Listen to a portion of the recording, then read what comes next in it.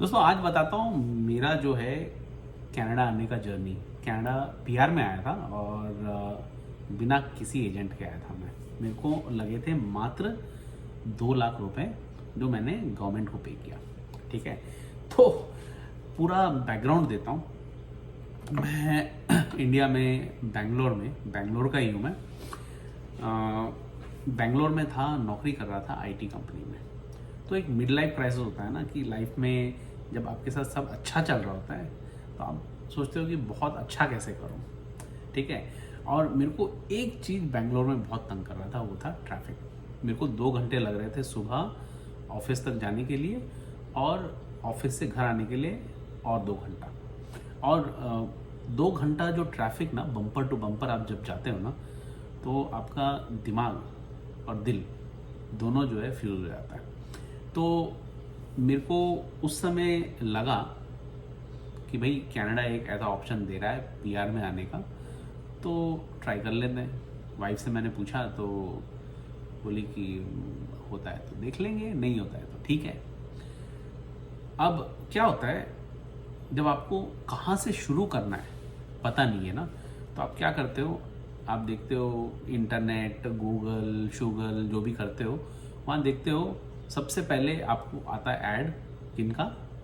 ये एजेंट लोगों का ही आता है बेंगलोर में। तो मैं भी ऐसे ही एक एजेंट के पास पहुंच गया। उसका ऑफिस जो है ना, बिल्कुल चकाचक ऑफिस, मस्त सोफा लगा के, चाय पिला के, पूरा डिटेल में समझाया कि भाई तुम कनाडा जाओगे, तुम्हारा ज़िंदगी जो है ऐसे हो जाएगा, वैसे हो जाएगा, तुम डॉलर में कमाओगे वगैरह वगैरह।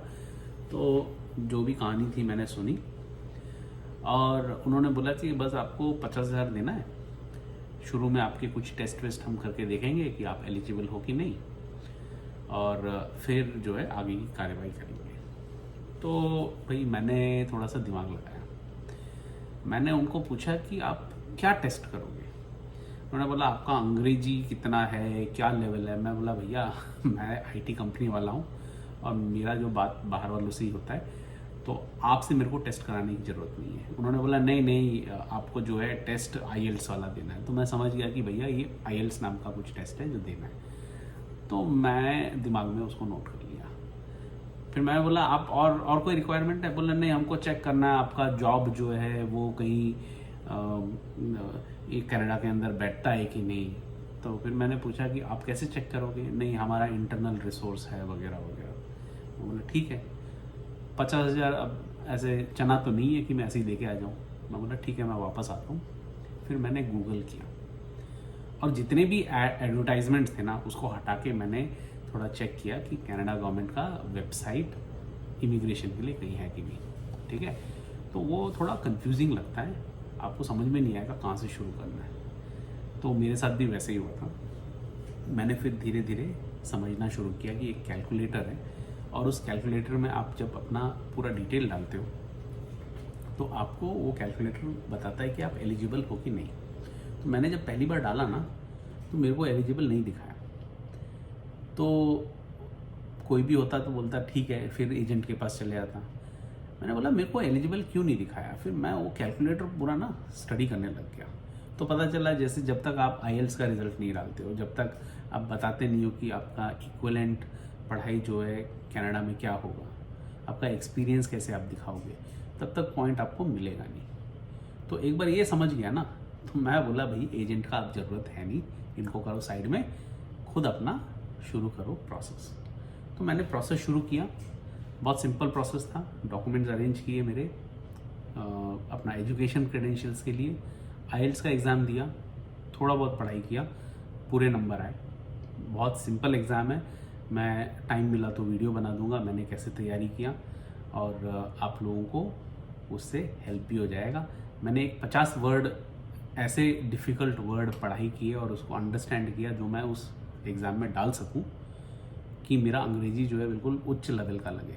ठीक है, यहाँ आके कुछ लेना देना नहीं है, ठीक है, बट टेस्ट है तो टेस्ट की तरह दे देने का है।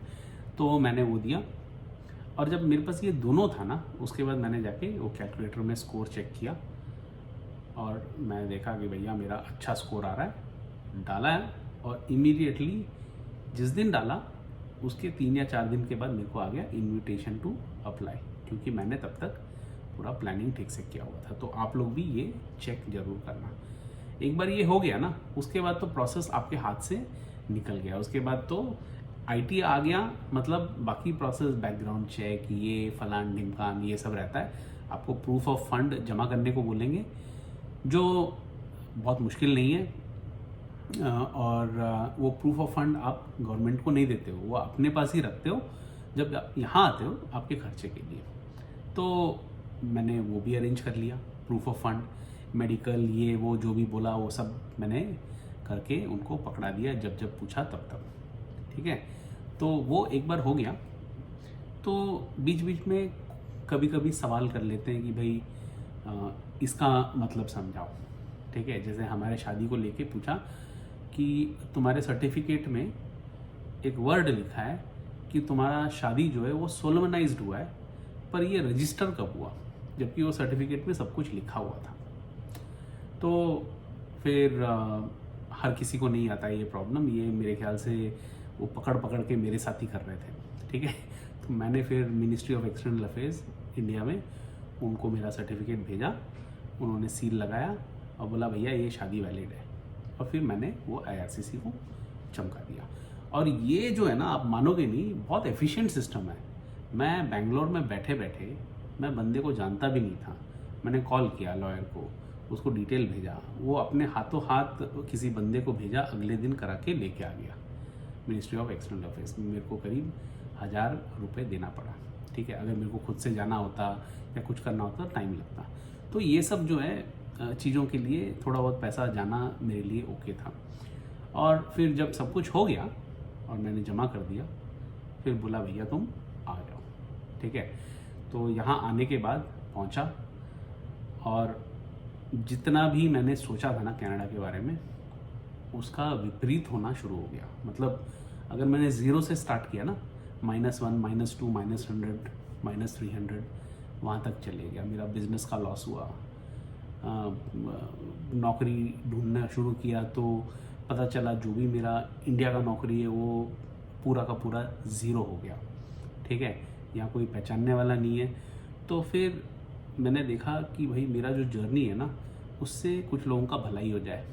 तो मैंने जो भी सीखा है इस जर्नी में, मैं वो आप लोगों के सामने लेके आके डालता हूँ। चाहे नौकरी कैसे ढूंढना है, नेटवर्किंग कैसे करना है, बहुत सारी चीज़ें जो है मैंने धीरे धीरे सीखा।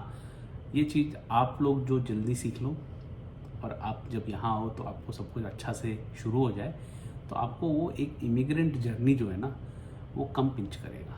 तो होपफुली आपको ये वीडियो अच्छा लगे, सब्सक्राइब कर लेना, ऐसी बहुत सारे वीडियोस लेके आता रहूँगा। और होपफुली आप लोग ऐसे ही प्यार देते रहेंगे। Thank you.